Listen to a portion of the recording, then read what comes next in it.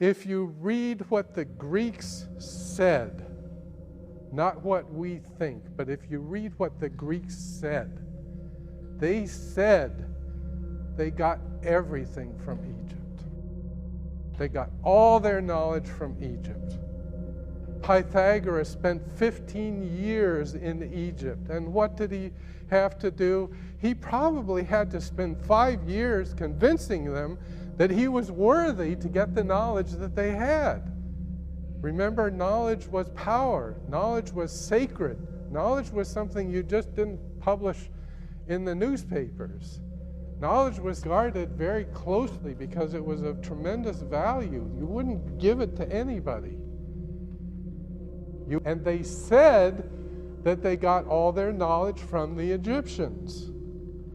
Now, when did we come up with the idea that the Greeks created everything from scratch?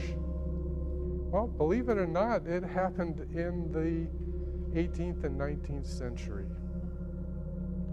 And it's an unfortunate fact of life that Romanticism, which has many great things about it, also has a dark side, which has to do with racism.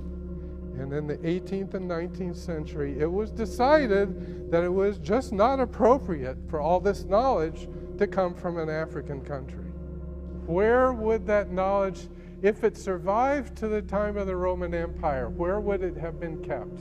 Yes, in Alexandria, in the museum, the library at Alexandria. And what happened to the library? It was burned in a war, okay? And at that point, what happened to those books that were burned? If they were written in living languages, there was a scholar someplace who had memorized the book and could just write it down again. But if it was in a dead language, like ancient Egyptian hieroglyphics, end of story. Can't be reconstructed.